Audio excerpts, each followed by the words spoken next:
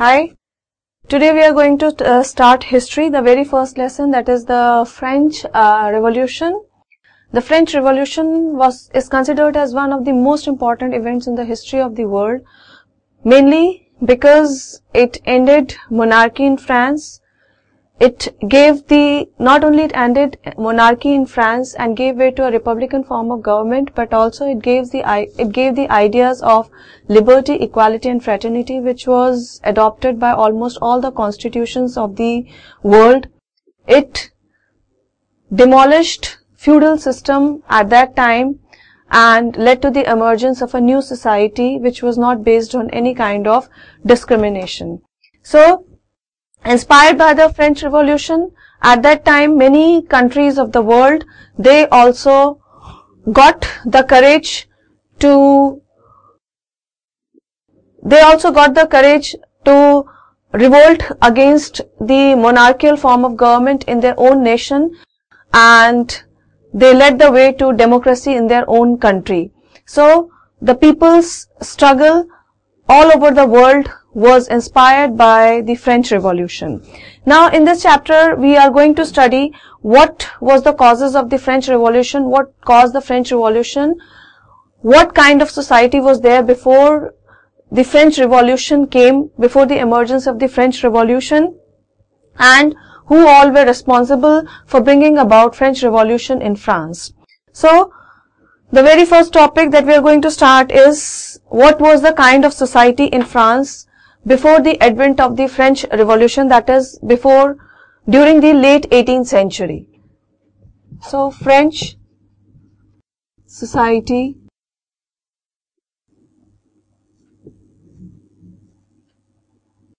during late 18th century. Monarchy was there in France in 18th century, and in 1774 Louis XVI of Bourbon dynasty, that is of Bourbon dynasty, family of kings, he ascended the throne.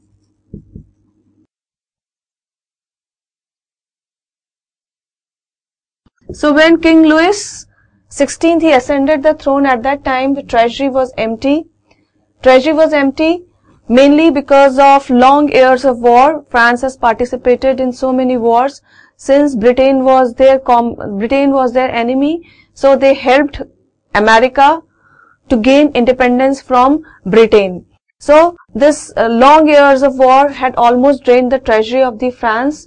It was mainly in debt. Not only long years of war, but also huge cost of maintaining the palace of Versailles also drained the treasury of France. So at that time France was in huge debt.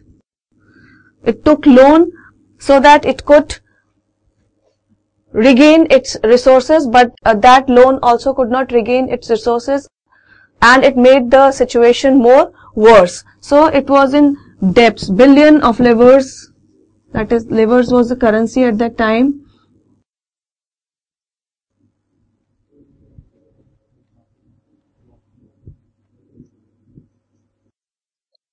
It took billion of livres from the other country, and it was in long-term debt. So most of this money was spent in, most of this budget was spent on paying interest.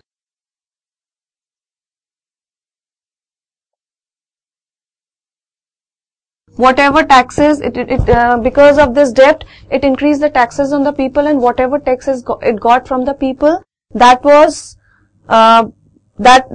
used for increasing the budget spent on paying taxes. Whatever the money they got from the taxes, that was used for paying the interest they had, for paying the interest on loans they had taken from the other countries. The society at that time was divided into 3 states, and mainly the burden of the tax was on the 3rd state. Now let us understand into how many states was the French society divided at that time, and why was the burden of taxes only on the third state. So, at that time, French society was divided into three states. First state consisted of clergy. Second, nobility. And third state consisted of big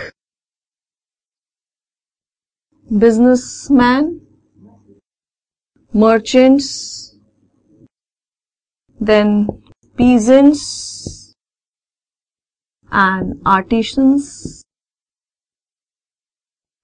Then we had in third state small peasants, landless laborers,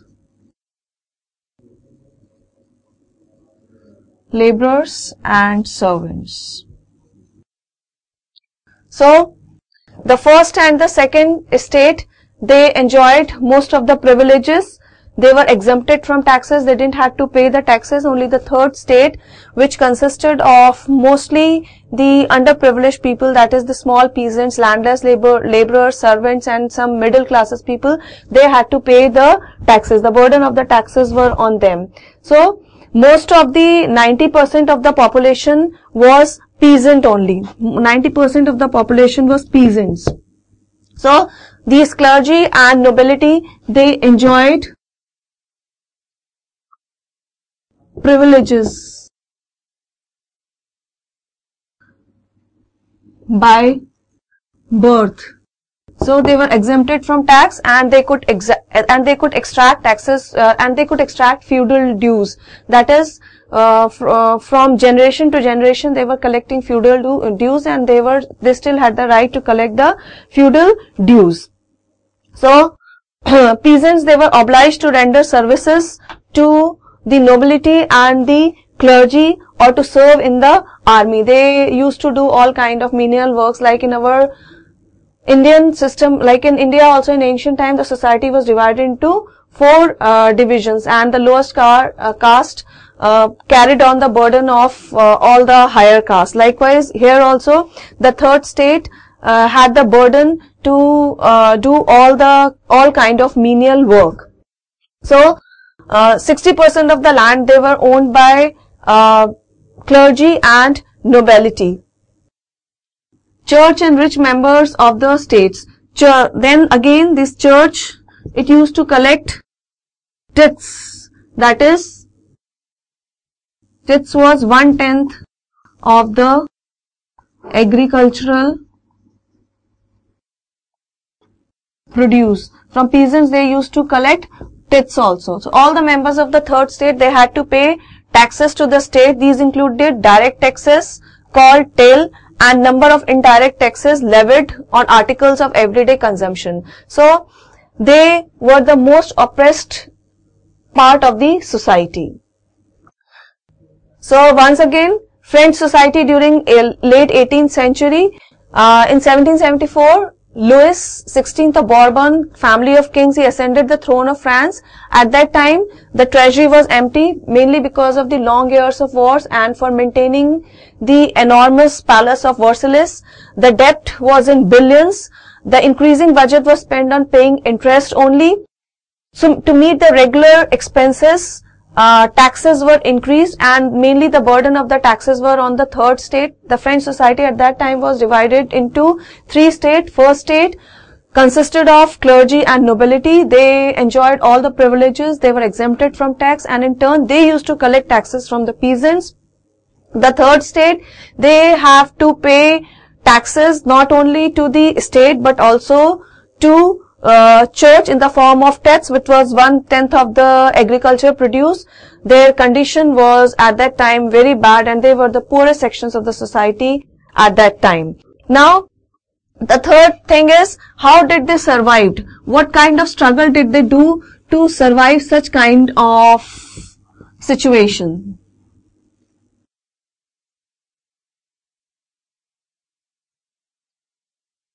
Struggle to survive.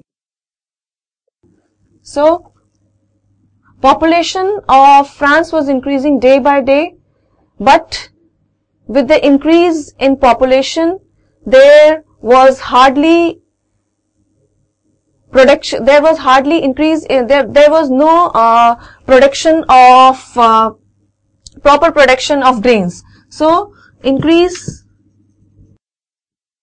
in population, it led to demand for food grains. Production of food grains was not sufficient to meet the increasing demand of population. Therefore, price of bread, the daily staple diet, that was increased. Wages were insufficient. The wages of the people were insufficient. It increased the gap between the rich and the poor. The poor people did not have sufficient wages to meet the increased demand, to meet the increased rise in prices. Therefore, the gap between the rich and the poor increased. That led to subsistence crisis.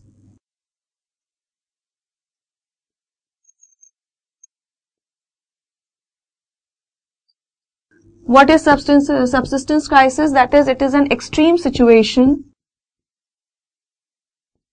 An extreme situation where basic means of livelihood are endangered. So here the basic means of livelihood was food. So it was endangered.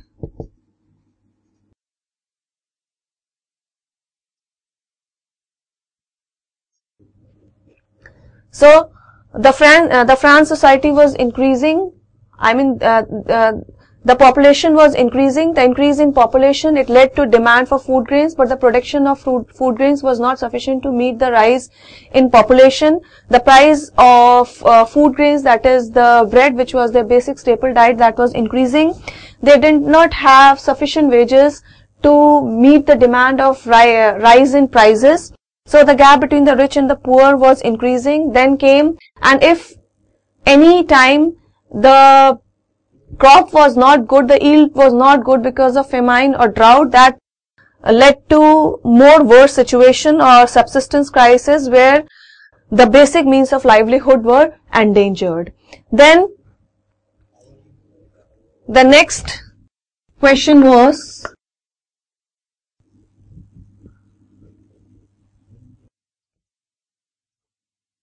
how did these poor classes or the third state who were underprivileged people, how did they brought an end to the privileges which were enjoyed by the nobility and the clergy? So, within the third state there emerged a growing middle class, a growing middle class. It envisages an end to privileges enjoyed by the upper two classes, upper two states, that is clergy and the nobility. So in the past, peasants and workers, they have participated in revolt against increase in taxes and rise in prices, but now they lack the resources. They didn't have enough money to sustain the basic needs, so they could not think of the revolt. Now the onus lied on those people in the third state who were more educated, who became educated, or whose status were a bit raised because of increase in their business. So who were those people? So revolt was now led by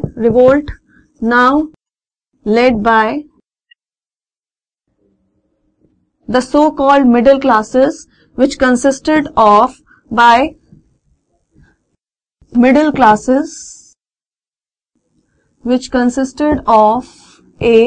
merchants and traders, who had become rich because of the trade. merchants and manufacturers and lawyers and administrative officers.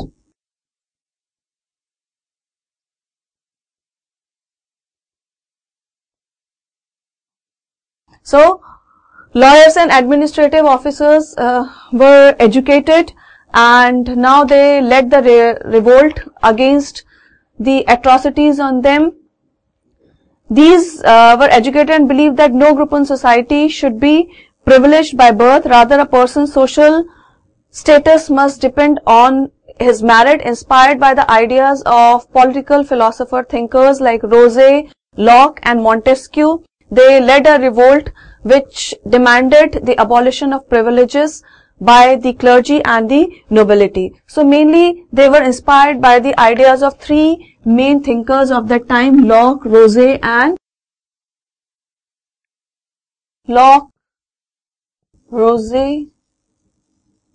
and Montesquieu.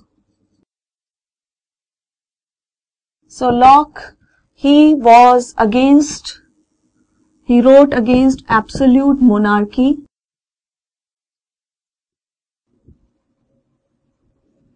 Rousseau gave the theory of social contract, which said that the government should rule by a contract between the people and the government. Theory of social contract. And Montesquieu, he gave the theory of separation of powers, which was adopted by USA. So, inspired by the ideas given by the political thinkers, liberal ideas given by the political thinkers of that time, this growing middle class who was now educated, who was bit better in the society with regard to their financial position, they raised their voice on the ideas of Locke. Locke was against the absolute monarchy. He was against the privileges which were given to the upper two states. Then Rousseau, he gave the theory of social contract, proposing the form of government which was based on social contract between people and their representatives. Then Montesquieu said that the power should be divided there should be different organs of government, that is executive, legislature and judiciary. Rather, the power should not be concentrated in a single hand, rather it should be divided among all the three organs of the government, that is executive, legislature and judiciary. And there should be separation of power, means each of these organs should be independent of each other. No one should interfere in the working of the other. So this idea was adopted, that is separation of powers were adopted by USA. After USA gained independence, it adopted the idea of Montesquieu, that is separation of powers, in its constitution, in its working, and the philosophers and the thinkers or the leaders who were carrying on the revolution in France, they discussed these ideas intensively with each other, and they also planned to adopt these ideas in their own country. So right now this is all under this topic. Let's have a quick recap of what we have studied. We had studied the causes of the French Revolution. Before the French Revolution, what kind of society France had, that is the French society during late 18th century under King Louis XVI. The condition of the government at that time was very hard, as most of the state was under debt, and in order to liberate itself from the debt, it increased taxes on the people, and the owners of the taxes mainly laid on the third state, which consisted of poor people. As a result, these people rose in revolt. Mainly the middle classes, they rose in revolt, and they were mainly inspired by the ideas, liberal ideas of political thinkers of that time. And most of the ideas of these political thinkers were adopted by the nations who were getting independence. So these people who were revolting in France, they also wanted to adopt these ideas in their own country. That's all under this topic. Thank you.